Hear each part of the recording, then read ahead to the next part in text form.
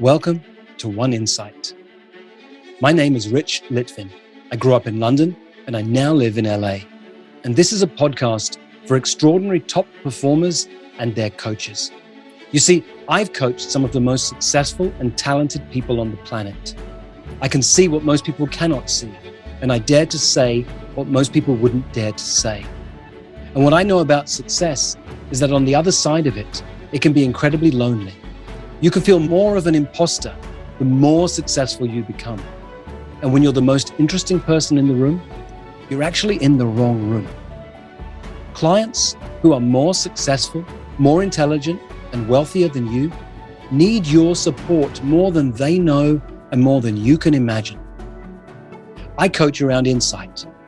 Life looks one way, something happens, and the world looks different, and your entire world changes. It can happen in an instant. And this podcast is called One Insight because a single insight can change everything. Hi, I'm Vishen Lakhiani, founder of Mindvalley, the school for human transformation. You're listening to the Mindvalley podcast, where we'll be bringing you the greatest teachers and thought leaders on the planet to discuss the world's most powerful ideas in personal growth for mind, body, spirit, and work. So I don't come to you today with answers. I come to provoke your thinking. You see, I work with high achievers. My clients play a very high-level game. I'm a high achiever myself. I always have been. And if you're sitting in these seats, it means that in at least one area of your life you excel. You're a high achiever too. And to be a high achiever is to carry a secret. In fact, often to carry more than one secret.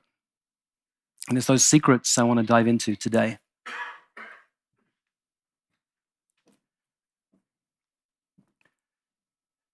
It's October 2014. I've flown to London from LA, where I live, to spend a week with my dad.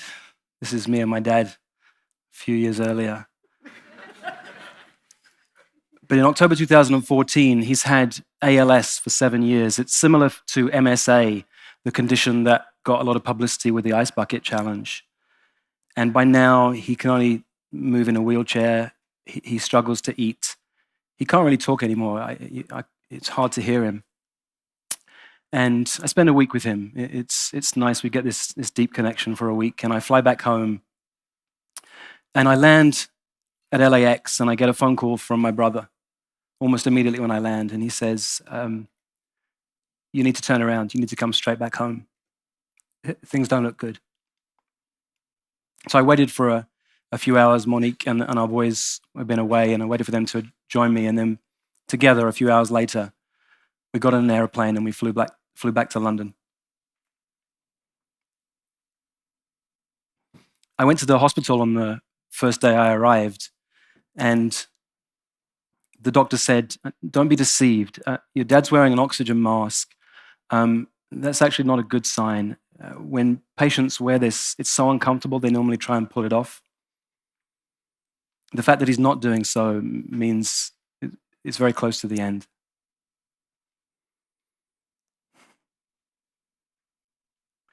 Stayed with my dad and my mum and my brothers that day, and that evening, as they left, I said, I'm going to stay for a little bit of time.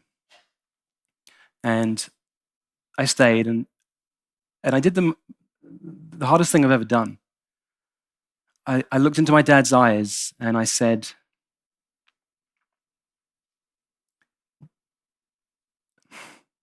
Dad, if you want to fight this, we're with you and we're here for you. And if you're tired, then we support you too. And we'll take care of Mum. But if you're tired, that's okay too. I was holding his hands, I was looking into his eyes, and I don't know if he heard me or understood me, because he wasn't able to acknowledge me. But we went into the hospital the next day, and the doctors called us in, and they said, this is it, there's not much time left. Well, I was very fortunate. I got to be with my dad and hold his hand at the end. Me and my two brothers and my mom were holding his hand and looking into his eyes and saying, "We love you," literally as he passed away.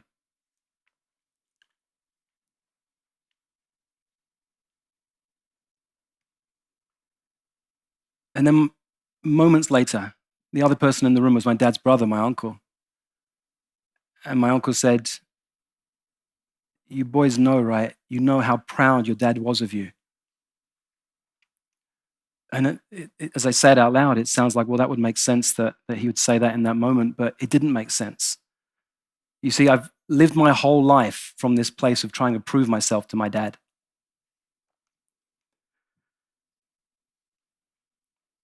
All I wanted was for my dad to be proud of me, which meant that every time I was successful in something, I'd give myself about 17 seconds before I'd tell myself I should have done it bigger or better or bolder. I get acknowledged for things I'd done in life, and I couldn't even hear the acknowledgements. Or I'd get a bunch of people praising me for something I'd done, and one person would say something that they didn't like, and it would hit me here, and I'd collapse for days because all I could think about was that one person who'd criticized me.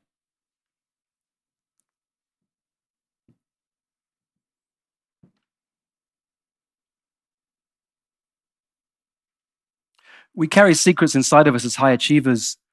For me, it was that I was driven. But you can't get enough of what you don't really need. You can never have enough of what you don't really need.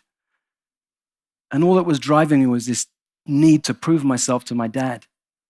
And here I am in this room and I hear these words from my uncle, "Your dad's so proud of you." And in the months that's passed, since then, I constantly hear people telling me, "You know, your dad was so proud of you." But I couldn't hear it.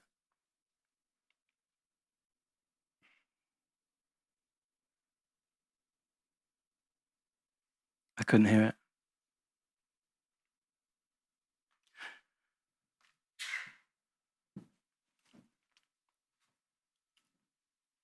A friend of mine shared that story and he said, "You know what? The job of a father is to prepare his sons for life. And the job of a son is to prepare his father for death." He said, "By that criteria, I think you've both done a great job." And in that moment, my eyes began to open to a way that I'd showed up in life that had given me all the success I'd ever desired, but it never given me what I really wanted. I see it in my clients too. The man who manages over $1 billion of assets, multimillionaire, friends who are world leaders, and Harvard educated, beautiful homes, travels the world, and yet he's driven because deep inside of him is this deep insecurity. You see, he was an immigrant to the United States, and he's deeply, deeply ashamed of that. And all he's ever wanted was to somehow get beyond that, and never got there. The money, the jobs, the success, the people he hung out with never gave him what he really needed. You can never have enough of what you don't really need. I'm very fortunate. For the last 7 years, I've been in a men's group. These are a powerful group of men.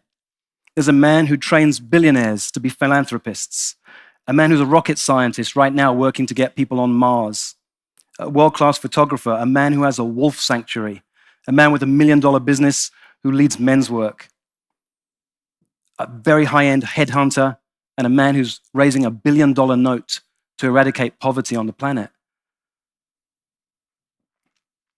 And the reason I love these guys and hate these guys at the same time is that they see through my bullshit and I see through theirs.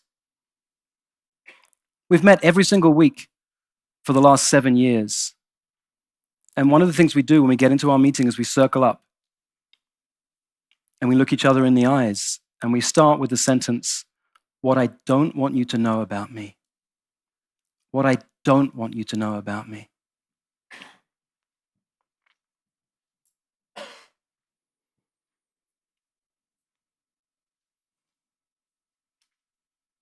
Brene Brown talks about the power of vulnerability.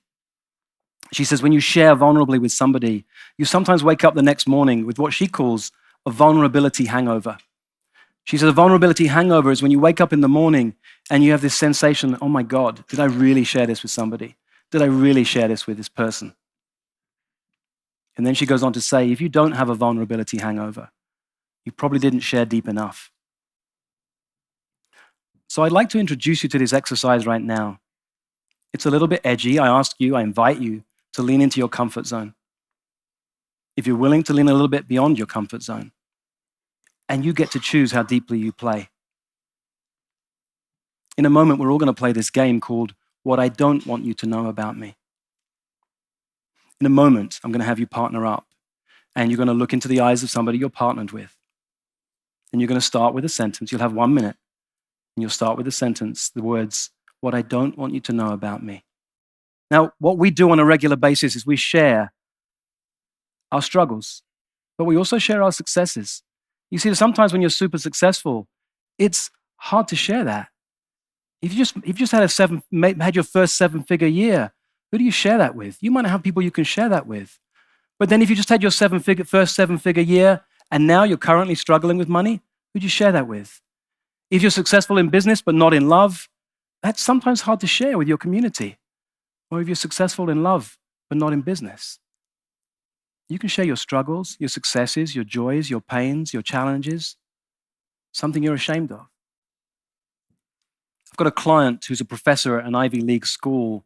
When she answered that question for me, she said, what I don't want you to know about me is I'm bored. I'm at the top of my game, but I could do this with my eyes closed, and I'm bored. I've got a client who's an emergency room physician who said the same words, I'm bored. I could do this with my eyes closed. And then she said, I'm not lonely, but I'm very alone.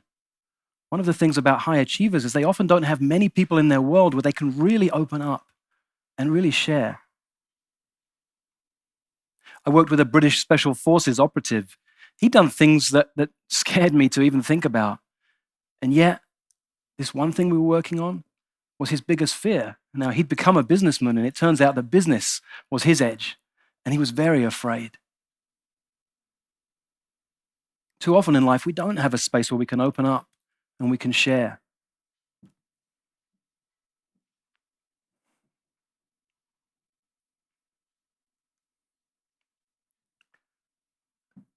So it turns out I've got another secret that I didn't even know till 3 months ago.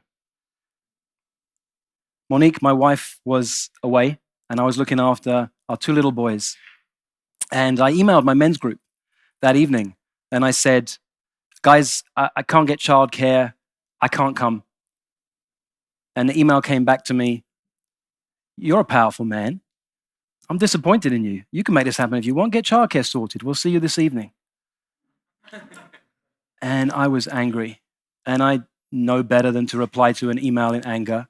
But I thought, let me just write it out, because sometimes just writing it out, right, is what helps. So I wrote out and I said, look, why couldn't you have reached out to me first and see how you're doing, Rich? Instead of challenging me and saying how powerful you know I am and that you're disappointed, why didn't you reach out and say, how are you doing? Sounds like you might be having a hard time. Let's check in with you first. And then this message came back. That's why I love my men's group and why I hate them at the same time. Awesome. This is perfect. How can we support you in an extraordinary way, Rich? I forgot to say, one of the things I said on the email is, guys, I'm going through the toughest 6 months of my life. It doesn't surprise me when I forgot it, because it's like I don't share that, right? It's the thing that I want to hide. I've got to be strong. And I put that in the email. I'm going through the toughest 6 months of my life. Couldn't you check in and see how I'm doing before you start challenging me? So it comes back. This is perfect. How can we support you in an extraordinary way, Rich? It's great to see just how deep this pattern of yours is.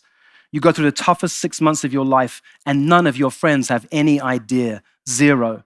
That's how deeply hidden you are. When you meet your friends, it's about serving them, helping them, appearing strong and not revealing. Why don't you share what's going on with you? Why the need to appear so strong? You wrote, I can't find childcare, when you're going through the toughest time of your life. That's a big gap. I'm sorry you're hurting. Ouch, that was painful to read. I hadn't realized just how hard I push help away. And then I secretly resent you for not helping me. Because one of the secrets of many highly successful people is that we can do it on our own, right? We don't need help. We've got this. The irony of this, of course, is that I'm writing this book right now on these secrets of highly successful people. And like many of you may have realized this weekend, we pretty much only ever teach what we most need to learn. What might be possible for those of you who understand what I'm saying about I don't need help, if for the first time ever you began to say yes to help, if you began to let help in.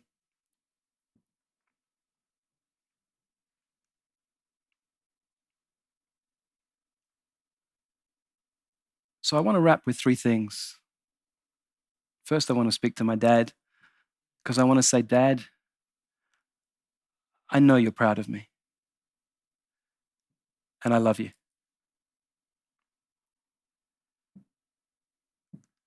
I want to say to my little boys that I'm proud of you, and I love you. And as I said at the beginning, I didn't intend to come here with answers for you. I wanted to leave you with a way to provoke your thinking.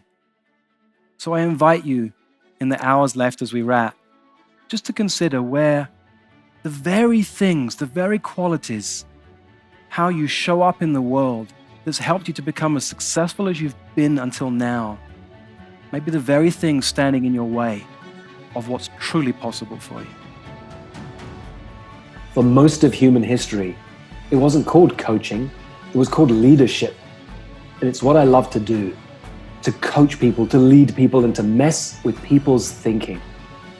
If you'd like more of this, or if you'd like to learn more about our community of extraordinary top performers, go to richlitvin.com/oneinsight.